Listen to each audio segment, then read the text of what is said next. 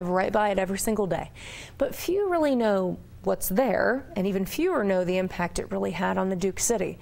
And now a group made up of the more experienced generation is working on preserving the story of a school that really helped shape a state. Ryan Laughlin shares tonight's Heart of New Mexico.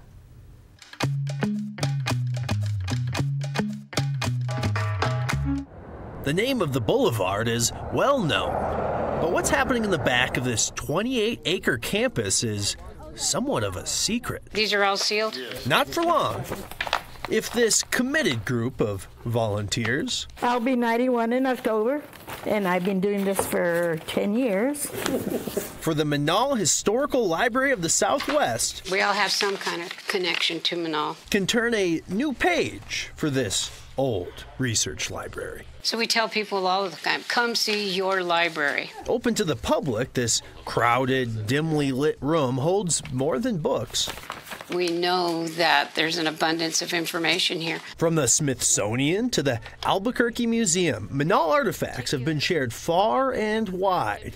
Chapters in the sometimes forgotten story of how this place shaped New Mexico. I would say 9 out of 10 of my Uber drivers have pulled in here and said, what is this place? Julie Bean, the new head of Menaul Schools, wants that to change, and other school leaders. The minute I got on, I felt at home again because I grew up here. Like alum Joey Gutierrez are helping. We were one of the only institutions in the area for a long time, and so the street Menaul that everyone drives is named after our school. The urban myth of Menaul School's impact, Gutierrez says, extends to the gridiron and to the cherry and silver. We used to play UNM. They didn't have a lot of kids, we didn't have a lot of kids, so we grew up playing against each other in football. Our first undefeated season, we beat UNM, which was great, but that's why we share the same colors, is because we shared uniforms. It goes back even further. A systematic goal to bring modern education to the people of New Mexico. Menaul School was the first, by far. The Presbyterians moved west to set up churches,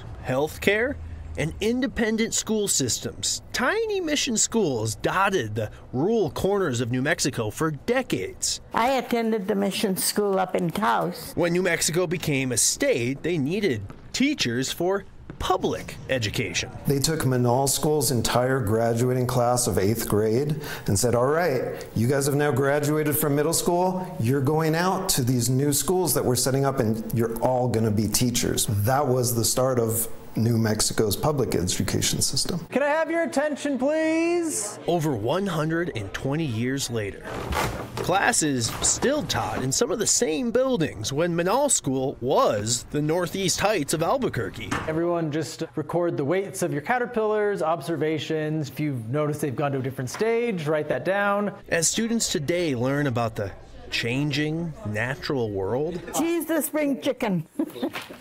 the students of yesteryear This is me, 1968, and my husband. have lived it. I think for a minute what it was like back when we were here. Their history is now getting a new home.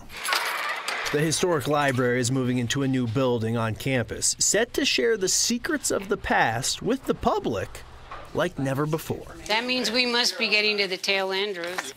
Hopeful letters go out, rallying support from the many Menaul faithful. At 127 years old, really has functions what I consider to be like a family bond. As they write the next chapter for a story not yet done. With this Heart of New Mexico, I'm Ryan Laughlin.